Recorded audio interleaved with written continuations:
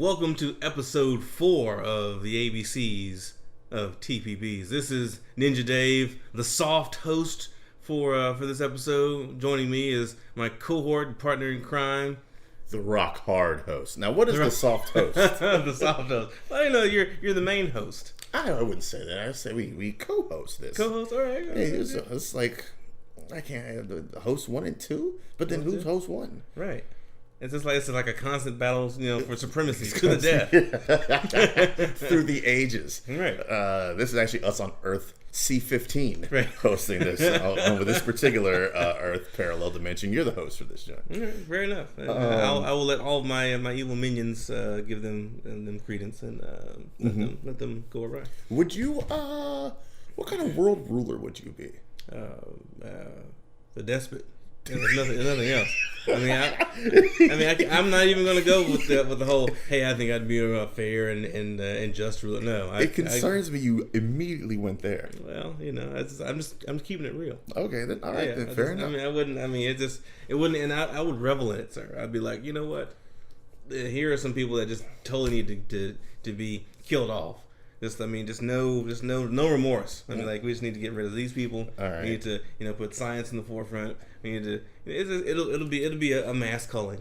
So a mass. Okay. So I'll just say that we wouldn't have the population issues that we have. All right then. Okay. All right, man. Yeah.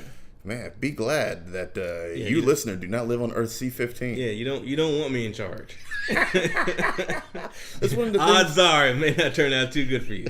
That's always one of the things like in James Bond joints or even in comic book joints. You see like the bad guys trying to take over the world, and I'm just like, what are you going to do with it afterwards? Right. You're going to deal with the headaches of law and government? It's a lot of headaches. That's a lot of headaches. That's why step 1 is the culling. Step 1 is the culling. Okay. So, step 1 would be the becoming evil dictator. Right. Step 2 is the culling. Right. Yeah. All right. That's how, yeah. What down about to you, a manageable sir? size. Yeah. I wouldn't want to be a world leader. Okay. Not even behind the scenes? Too much responsibility, man. It's a lot of responsibility. Yeah. I always want to wake up. And then everybody would be complaining at all times. You can't please everyone. All the time? Unless you have, of course, the mind control devices. Unless you have the mind control devices. Oh, I know. It's too much, man. I just want to be able to wake up at like 10:30 a.m. Kind of go about my day. When you're a world leader, you can set your own schedule, though. You know what? I'd be lazy. I'd be like, I'm the world leader. Now I'm gonna between the hours of no 2 and 6 p.m. Well, that's not what I was gonna say, but that's a damn good idea. I was gonna say like I'm the world leader, but I'm still gonna let you all govern your own business as you were governing already. And then it's just the world leaders coming in with their problems, or the country leaders. So now I just have to deal with like what. Couple hundred people, maybe. That's not bad. Yeah, that's a good system. So, I think you can get paid. I think you have some good. Yeah. So I'd be decentralized. Yeah. What would you name your planet? Oh man, you know what? I'm pretty unimaginative when it comes to naming planets. It would just be Earth. Earth. Yeah. Fair enough. Yeah. They'd just be Earth and then other Earth hanging out. Anyway, that's not what we're here to talk about. Yeah. Today we're here to talk about. We're in the D's of this podcast segment. Mm-hmm. She wants the D. She does. So we'll have to give it to her. Well, I don't know who the she is, but that is a factual statement. That's a general, and like all you listeners, all of you are she's today, and you're gonna get the D. That's right. We're gonna be gentle at first. That pause is really slow. But no, today we have Divinity from Valiant. This is Dave's pick. And then we have Descender from Image, which is Seed's pick here. So we're gonna kind of get into this stuff. We're gonna talk about these. We're gonna get into a break, and we're gonna start with Divinity and go to Descender. So first up, but before we do that, are there any is there any news things we had? Have we gotten any talk back from any other listeners? Man, I never get any feedback from these joints. I just put them shits out in the ether, right? And hope people go listen. People have been listening, so that's cool. People have been listening to the shows. Wayward Souls is coming. Yeah, it's like jangling chains. And what is this? Oh, yeah, what's that dude's name? Marley from the Christmas. You need to listen to episode 2. Pick it up at your local comic book store. between the hours of 11 and 9. It's people have been listening. So, feedback, man. If y'all listen to this, give us some feedback on the Facebook group page, facebook.com/groups/Poprika, POPRIKA podcast. If you're not a part of the group already, go on, get in there, request to be added on. We'll add you in there. We'll separate the real people from the riffraff, and speak on some comics. Yeah, and if you like our stuff, share it with a friend. Share it with someone who you think could benefit. It'll be awesome. Most importantly, rate and subscribe to the Poprika channel, man. Let people know what's going on. Do it. All right, so we're gonna pop into Divinity here, which is from this is a Valiant. This is our first Valiant. It's our first foray into Valiant. I know you have at least one Valiant later on down the road, and I also have one Valiant later on down the road.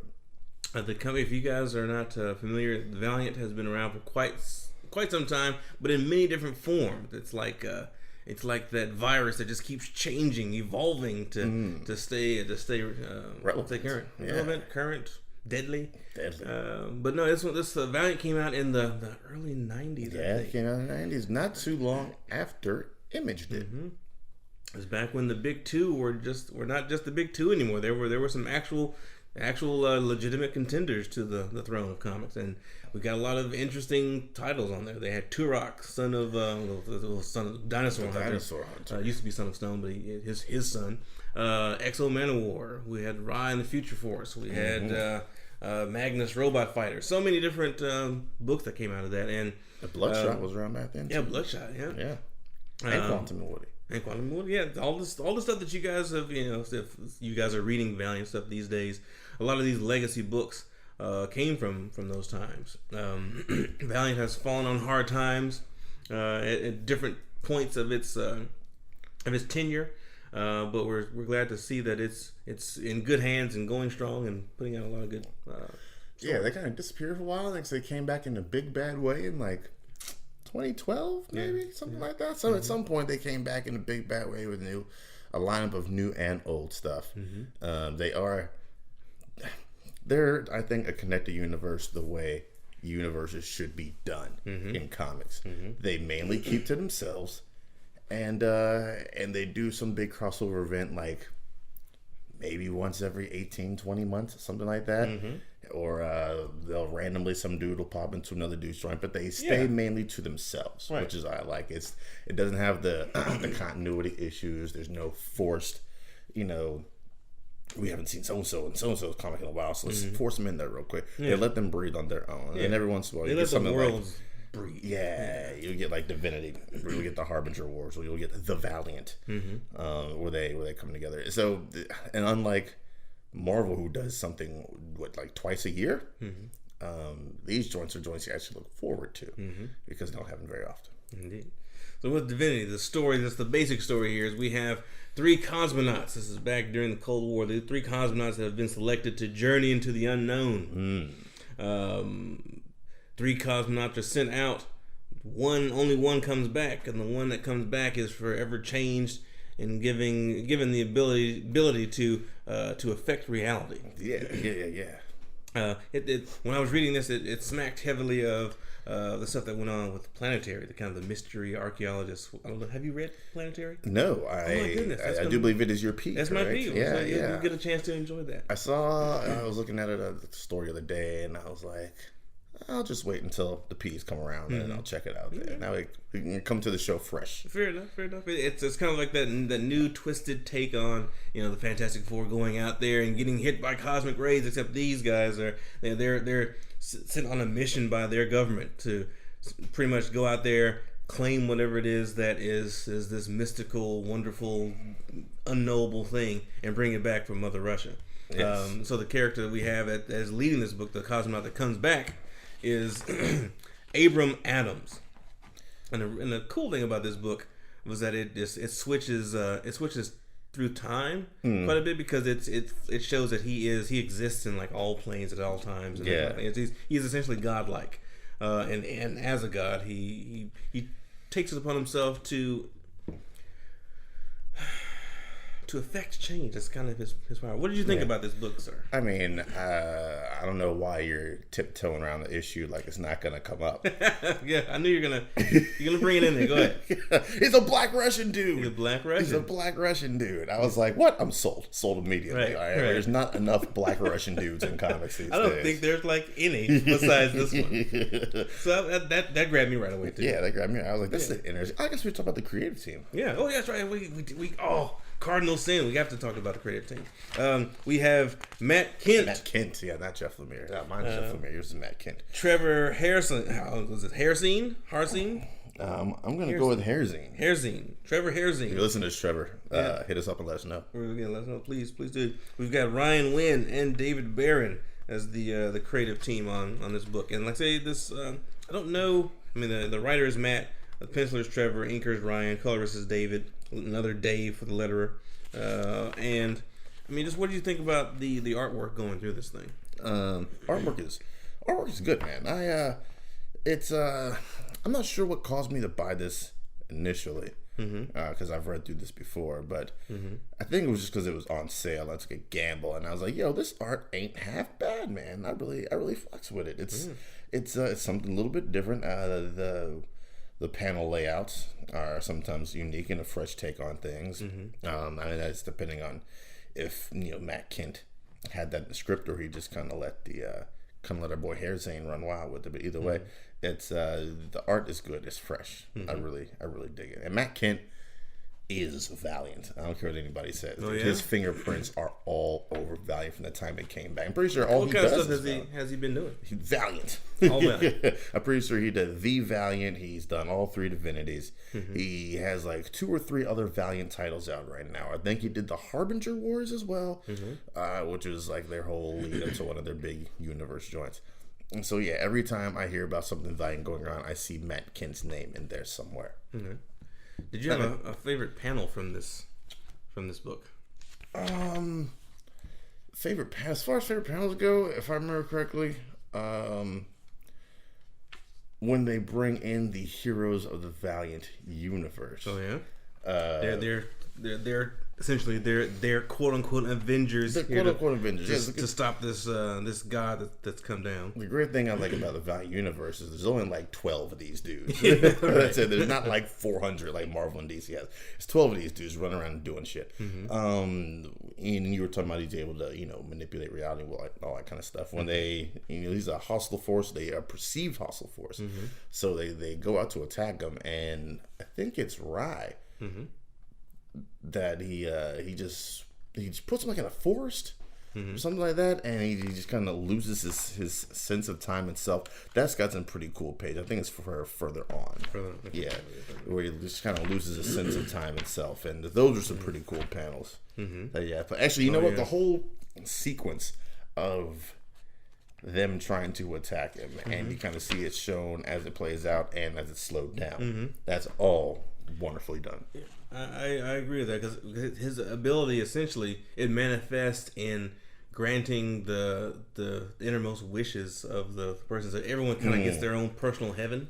Oh, you know what? I kind of guess my favorite panel would be that guard who always wanted to be a bird, which is kind of weird. Oh yeah, that shit was actually kind of like it was beautiful. It was beautiful, but it's like you never get to hear of like what henchman number 47, what his hopes and dreams are. Right. All of a sudden, he just bursts into feathers and then he just flies off and becomes a bird, man. It's kind of dope. Yeah, it's and then if he's granting wishes, and there are people that are like, there are people that essentially are saying, yeah, we can't have this going on. This changes our world the way we do things. I just find it interesting, like you see in so many comics. There's a big bad or there's an enemy, what have you, and there's a big knockdown, drag out, brawl kind of deal. But then, how do you fight someone who responds by giving you your wish fulfillment, essentially? Yeah. I mean, if you notice, man, they don't even try to talk to this dude, if I remember correctly. They don't even try. Yeah, they go straight into attack mode. Yeah.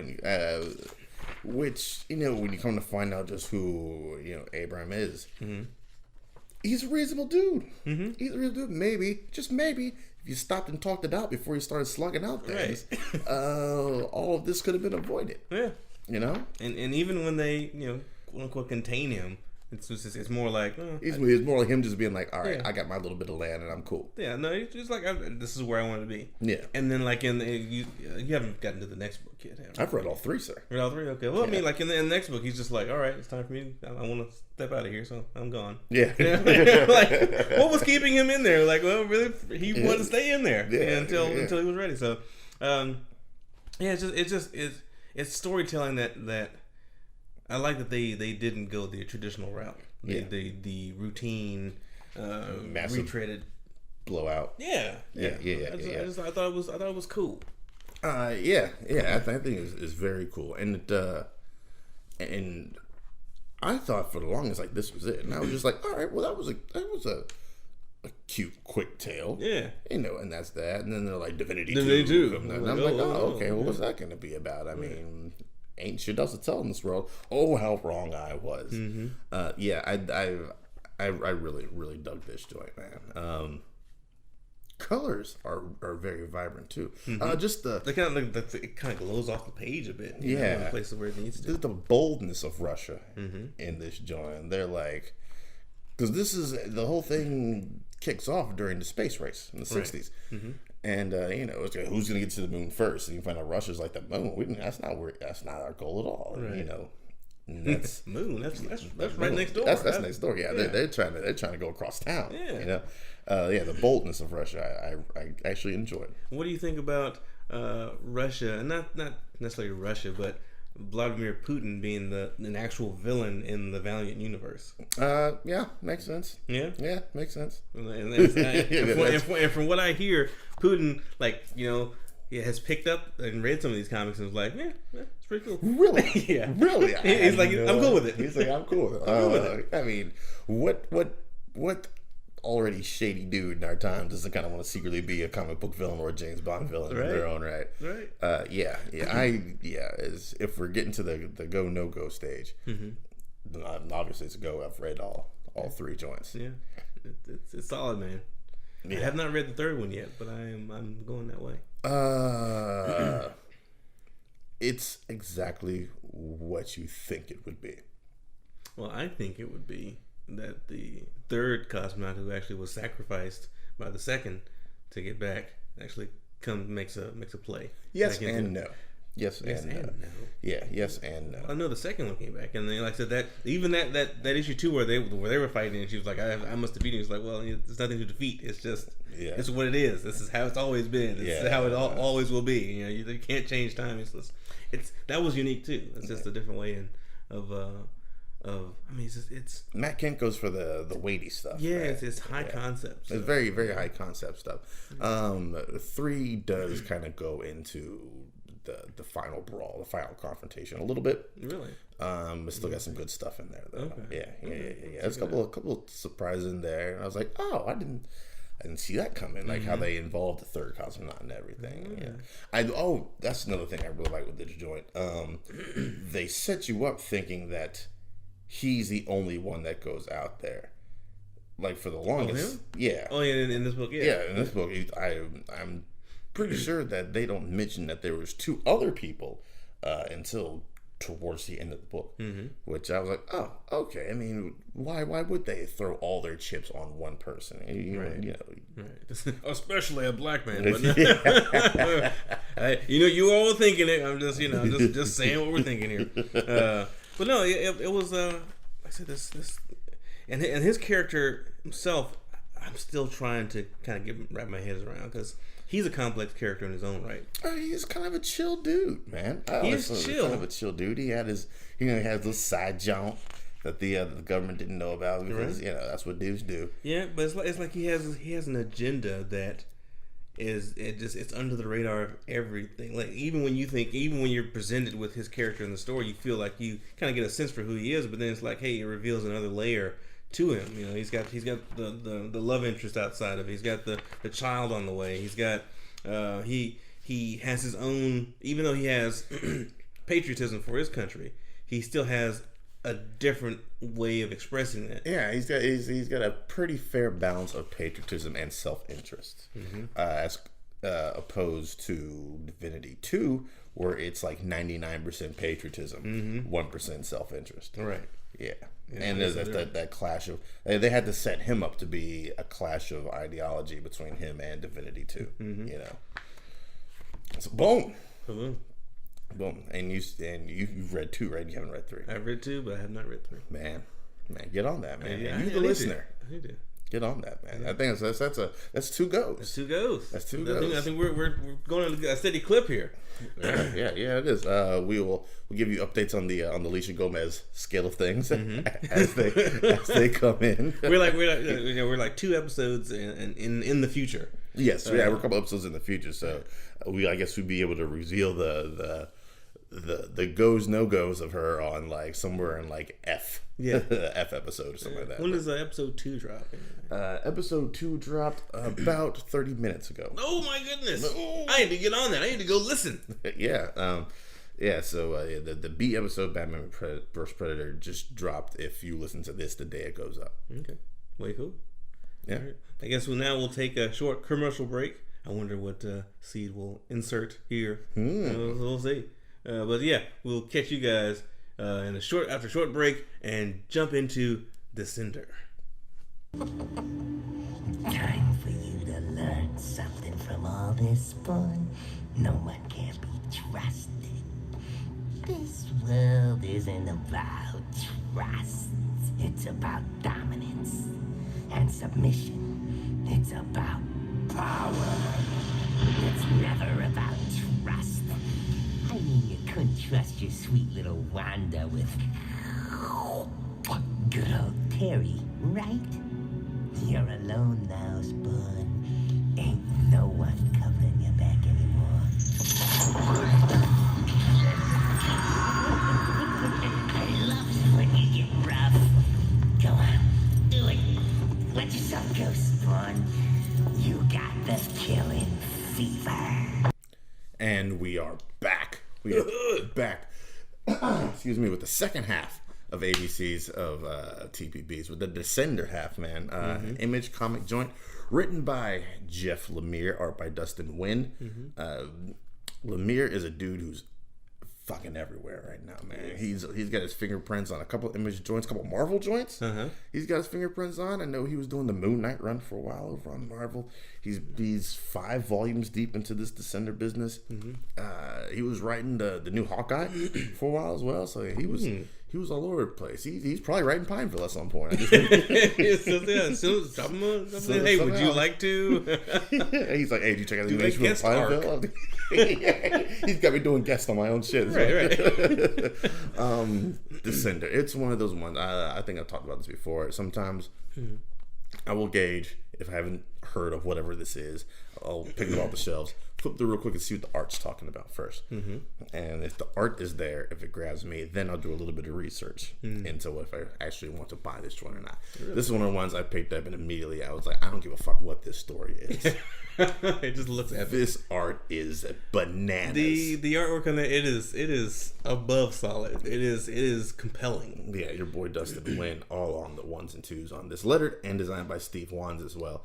And Descender, this is another co-created joint. My C's Copperhead was created by both the writer and the artist. So is Descender, also created by Lemire and Wynn. I think most of the stuff that comes out from Image, they try to keep, I guess, in-house for the pairing of the writers and the artist. Yeah. So we have volume 1 here, 10 stars.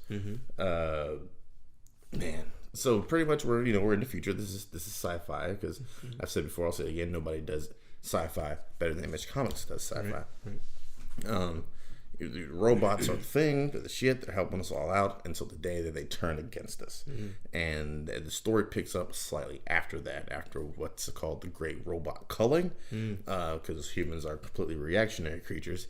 So they wiped out all, or they let's say about 98% of all robots. Now we gotta be clear. We gotta clarify this here. We have robot servants, essentially robot helpers, and then humanity is attacked by these giant otherworldly robots. So it's like it has nothing really to do with any of that stuff. But once humanity is torn asunder and these giant robots disappear, they just leave, then it's like humanity doesn't know what to do. They need something to blame. They need something to blame, and so they don't trust anything. They don't trust anybody. And so then they start destroying these robots. It's almost like it's a metaphor for Middle Eastern people. Oh my goodness! I actually know that just occurred to me. As a matter of fact, that just occurred. Had that occurred to you at all? That did not. Yeah. I just thought it made me think of just how humanity is, and just how it is with. I mean, so many stories are like that. It's like, hey, humanity has. Just like with with Copperhead, it's like we created these people to fight for us. And then after the war's over, then they started. They had some ill feelings about it too. Mm-hmm. It's just so many levels of just the ugliness of humanity. Yeah, I guess. Yeah. And this one, it's not hard to root for the robots at all. I'm like, get them. Talking about the ugliness of humanity, I've said a couple of times that. Science fiction, I think, is used best when the further we go out, also the further we go in, and we discover more about ourselves as we interact through other people. Interesting. And I think that's something that kind of happens a little bit throughout Descender. As if you read past Volume 1, as things go on, characters come to grips with certain things about themselves, and there's some real self-exploration that goes on in this series. So we got a couple storylines going on in this book. The main storyline is the search for Tim 21. Tim 21, which is like, what would you compare him to? He's like the robot version of My Buddy. He's like, My Buddy. He's like a robotic. He wouldn't be a robotic Lassie, but what's the standard? What was that kid's name? Opie, from Andy Griffith's show, the little kid. Opie. Yeah, isn't Opie? It's like he's like a robotic Opie. Yeah, he's like, come on, Paul. He's one of those. His family buys him to be a companion to their son, Andy. He's like the robotic Teddy Ruxpin. Yeah. Will you play with me? The great robot Cullen goes down. There are people who just hold jobs. They're robot bounty hunters for the most part. They come across a robot, they scrap it, they get paid for it. They're called scrappers. They're scrappers. They go about their business. And they make sport of it. They don't just, hey, let's recycle this robot. They put them in pits to let them battle it out. Yes. They put them in smelting pools. It's almost as if the robots had some kind of feeling, and that the humans could torture out of them. Exactly. I'm not going to say that Volume 5 is the Great Robot Uprising or anything, but I haven't read it yet. I just picked it up the other day. Okay. But I'm pretty sure that's the actual title of Volume 5 is the Robot Uprising. So they find out that the same coding structure of these giant robots that pretty much decimate everything is also found in Tim 21. So the hunt is on for who can find Tim 21 first. So it's a gang of people, the general's daughter who's got something to prove, and then there's the big muscle, and there's of course the weakling scientist who can't bring anything, who created Tim, the whole technology behind Tim 21. Right. They're out to find this bot dude before anybody else does, and that's pretty much the story of Descender Volume 1, and then things kind of go awry from there. Wackiness ensues. What's your overall thoughts on this? I love it, man. There were some twists and turns in this one too. They had the ability to just do the standard story, and they did have some elements that was like, I don't know. There were only a couple times where I thought, hey, okay, I can see, I saw that coming, kinda. But for the most part, it was a new take on a lot of that stuff. You didn't see any of that stuff coming. I was this part in particular. I did not see coming. Yeah, did you see this? I did not see that because I thought he was more capable than he let on. Yeah. They didn't show us his that sliminess. Yeah. They did a good job hiding that from us. Oh yeah. Do you have a favorite panel from this one? While you're looking, my favorite panel is the one I just showed you, which is kind of a spoiler, so I won't say what it is. It's at the very end of issue 4, where there's a revelation about a certain character immediately after the maiming of this particular character. You're just like, oh, what the hell's going on here? And it's how the issue ends, because of course you end on a good cliffhanger like that, which makes you buy issue 5. I know the panel that I'm interested in that grabbed me is one that in which they didn't show it into the story. They didn't insert it into the story as far as how the characters interacted, but it was just a flashback to see what happened to this main character. That was her, right? Yeah, that's her. Okay, yeah, that's her. Yeah. That's her, and you can see. I mean, and you can see that she has like robotic legs there. You see this vaporizing beam; it got her legs there. I don't know if I ever realized that. Yeah. Oh shit! So it's like it cut off right there. It got her mom right there, and then it got her legs. Huh? Yeah. The way this artwork is damn near any one of these panels could be a favorite panel. Yeah. They went with a casual watercolor. Would you call that watercolors? I think so. Yeah, watercolor. And I know I'm not big on art terminology, sadly. Yeah. But it does look I mean, it looks like watercolor. I mean, it's it's got the flesh tones. It's painted there. And there's minimalist stuff here. Yeah, like there's not a whole lot going on in the background. Some of the stuff. I'm not sure if that's. But just in this area, it's like establishing shots. But then in other places, there's like tons of detail. And it's like this book shows you exactly what you need to see. Yeah, no more, no less. No more, no less. Descender is amazing, man. Like I said, I'm 4 volumes deep in. I have volume 5 sitting on the bookshelf. This is one of those that, like I say, not only do I give it a go, I give it a hey, I'm going to buy the books myself and go from there, because it's just, I mean, it's just when you find something that's really this good, you gotta have it. You gotta have it. This is also when you first see what's going on. That's kind of weird looking there. Yeah, that caught me off guard. Yeah. Completely. I was like, oh, was it? That's weird. Yeah. So yeah, man. That's so this is goes all around for the D's episode of ABC. I guess we're picking some good stories here, sir. I think so. Are we going ahead and are we revealing the You always ask this. I mean, I kind of feel like you don't want it. Maybe you want to give a teaser. No, it's part of the show. I have to ask, man. It's the setup to transition into what we know. Play devil's advocate. What if I said no? What if I said, hey, let's just give them a teaser, but not the titles? I'd say so. My next joint's gonna be. Forget all this noise Dave's talking. No, go ahead, sir. I will not steal from your reveal. What's yours, sir? Mine is Earth X. Man, this is try not to regurgitate. It's like all over yourself. When I showed this to this guy and said, "Hey, we got," he's like, "What's your E?" And I was like, "Earth X," and he just started retching uncontrollably. Yeah, I did. I don't know what your damage is, man, but it has a good story. So yeah, full on. Transparency. I attempted to read this a couple times years before. I never got past page 10 or so, and eventually just gave mine away. He called it, and I quote, "A poor man's kingdom come." And yes, I will continue to call that until it changes my mind. I, on the other hand, have my third Image book in a row, East of West, Volume 1 by Jonathan Hickman of Avengers fame, and I guess one could say of East of West fame. So I guess that's gonna do it, man. Do you got anything else, sir? I think that's it, man. Do we have any other announcements? Listen to the other shows on the Paprika Network. Yeah, what else is on the Paprika Network? Let them know. The Paprika Podcast, the flagship show, man. We talk about all things pop culture, movies, comic books, a little bit, TV, some in there, a little bit of smattering of video games and anime as well as it comes up. We also have the Round Table Podcast, which is just a once a month type deal where it's 4 of us just kind of sit down and talk about 1 or 2 issues, and we go really in depth into it. At the time of this recording, at the time of this airing, we should be preparing our second episode, which should be our post or pre-Infinity War episode.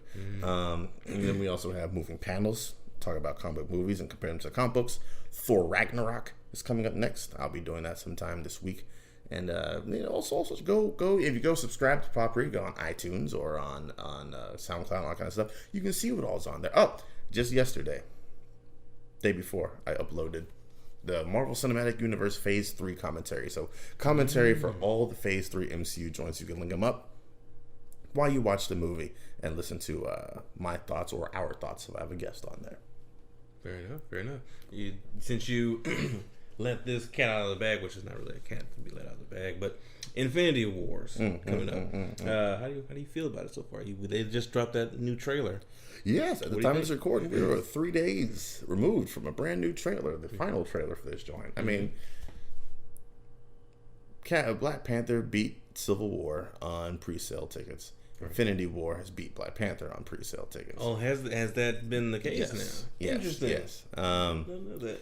Yeah, it's going to be a monster, man. It's just one of those joints. You just know. You know it's going to be a monster. I say with full confidence. I could buy 12 tickets right now and not be worried that I waste my money at all because I know it's going to be a good movie. I think they played their hands right with that. They had Black Panther come out right before Infinity War, and like I said, it's almost like they knew that Black Panther was going to be a good film, a great film. I'm pretty sure they had their thoughts. I think it exceeded their expectations as well, though. Yeah, I just wonder how expensive Infinity War is on the celebrity talent alone. The rumor was $1 billion budget. $1 billion is now is that the? I'm not a huge movie guy. Is that the most that's ever been spent? As far as I know, it is. Really? Yeah, because I think they are. I think they are all in on this. Like they want this to hit $1 billion. They want this to hit the $2 billion. Like. Avengers is, I think, 1.1. I think Age of Ultron was 1.3, 1.5, somewhere in that range.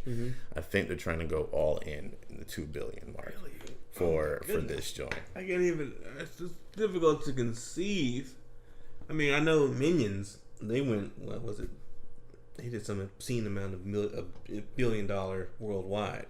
That's why I keep making them. But yeah, just to think. They spent $1 billion with a B. That's rumored. I wouldn't be surprised at all. And even if it does not exceed or if it doesn't meet expectations, they don't get the $2 billion. Remember, they just made $1 billion off of a $200 million movie just months prior. That's true. That's true. Even if they fall short, Black Panther will still be able to carry the load. I wonder though, because I wonder. I mean, because people, the streets be talking.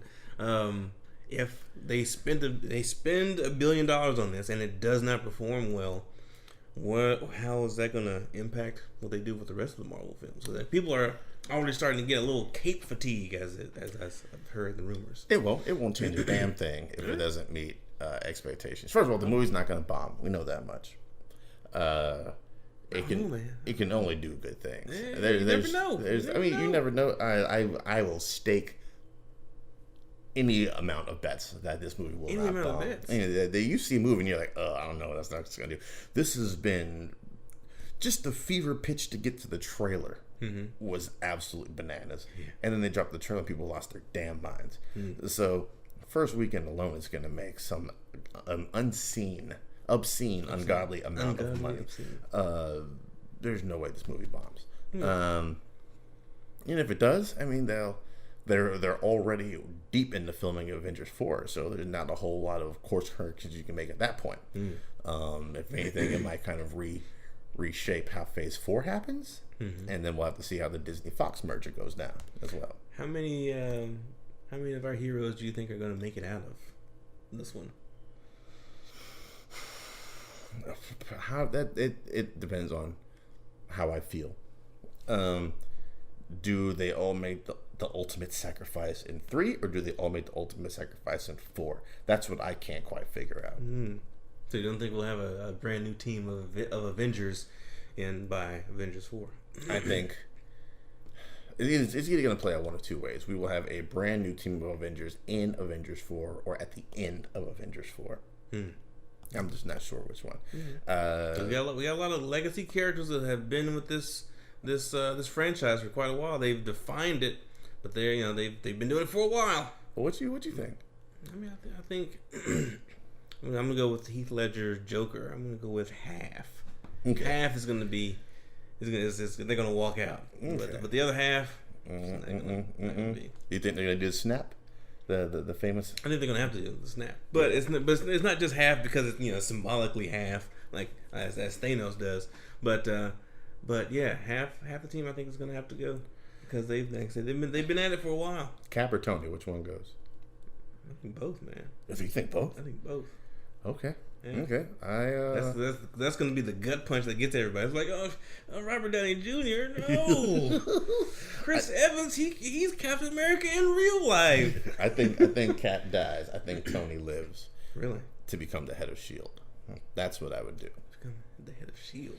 I mean, he's been head of S.H.I.E.L.D. in comics. It frees up RDJ to just pop up every once. They've both been head of S.H.I.E.L.D. though in comics. Yeah, but everyone gets a turn. It's true. Norman Osborn was the head of S.H.I.E.L.D. Yeah. He's also the president. I think they can set up Cap to have either Bucky or Falcon be Cap. I think they'll go that way with that. I think they should do Bucky and Falcon as Cap. I think they need two to fill those mighty shoes. The mighty shoes of Steve Rogers. Yeah, I'm gonna pitch that title to Marvel. It's there's no telling, man. No telling. We'll see. When does it drop again? April 27th. You already got your tickets? Yes. All right. I got Thursday tickets. I got Friday tickets. Oh man, you're not doing half hog this time. I mean, when it's something like that drops, I do with each new Star Wars that comes out. I get Thursday tickets, I get Friday tickets. Really? And you're that with Star Wars. I mean, maybe we should end this recording here now. We're going to start to argue about the Star Wars business. Fair enough. Right. Fair enough. We'll catch you guys on the flip side. Take it easy.